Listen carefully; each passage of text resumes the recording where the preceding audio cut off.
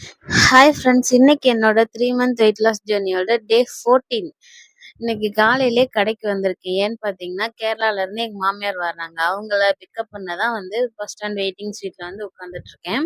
Bus வந்ததுமே அத்தையும் ஆச்சியும் வாங்கிட்டு வந்த திங்ஸ் எல்லாம் வாங்கிட்டு வீட்டுக்கு நான் வந்தது வந்துட்டேன். 2 பேரும். ஆனா அவங்க கொண்டுட்டு வந்த திங்ஸ் எப்படிதான் தூக்கிட்டு வந்தாங்கன்னு தெரியல. அத்தனை பஸ் மாறி அவ்வளோ திங்ஸ் வாங்கிட்டு வந்திருந்தாங்க. எல்லாத்தையுமே எடுத்து வச்சுட்டு அவங்களுக்கு காலையிலே கடையில இருந்து வரும்போதே சுட சுட வடையும் டீயும் எடுத்துட்டு வந்துட்டேன். அவங்களுக்கு டீயை கொடுத்துட்டு நானும் என்னோட ஃப்ரெஷ் காலையிலே அவங்களுக்கு டிஃபன் என்னன்னு பார்த்தீங்கன்னா, தோசை மாவு கம்மியாக தான் இருந்தது.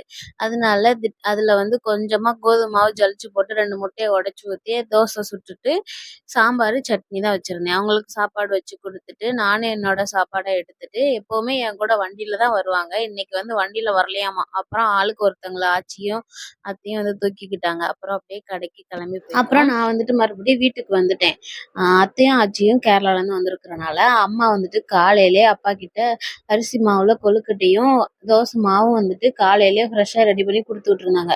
இந்த கஷ்டப்பை அவ்வளவு நேரம் தூக்கம் வரும்னு என்ன பாடா படுத்திட்டு இருந்தான். சரி தூங்க வைக்கலான்ட்டு பெட்ரூமுக்கு தான் போயிருக்கோம். அப்பா வந்துட்டாரு. நான் பாப்பா சொன்ன உடனே ஓடி தாத்தா கூட அப்புறம் நீ காலையிலே கடைக்கு தேவையான திங்ஸ் வாங்கணும்ட்டு கறிவெல்லாம் போயிருந்தாரு சிவா. வரும்போது அப்படியே மதியானத்துக்கு சிக்கன் சமைச்சிடலான்ட்டு சிக்கன் வாங்கிட்டு கையில கொடுத்துட்டாரு. சரி நம்ம இன்னைக்கு பிரியாணி செஞ்சிடலான்ட்டு சிக்கன் பிரியாணிக்கு தனியா குழம்புக்கு தனியான்ட்டு பிரிச்சு வச்சுட்டு அலசி சிக்கன் குழம்பு வைக்க ரெடி பண்ணிட்டேன். இந்த கேரளால இருக்கிறவங்க எல்லாம் எப்பவுமே எனர்ஜியா தான் இருப்பாங்க. இனி ஒரு வாரத்துக்கு அத்தையும் ஆச்சியும் இருக்கிற வரைக்கும் எனக்கு இப்போ கிச்சன்ல சமைக்கிற வேலையை தவிர வேற எந்த வேலையுமே இருக்காது. கிச்சன்ல மட்டும் இல்ல, வீட்லயுமே தான். கடையிலயுமே ஹெல்ப்பா தான் இருக்காங்க. இப்ப கடையில அவங்க இருக்காங்க, நான் வீட்டுல சமைச்சிட்டு இருக்கிறேன்.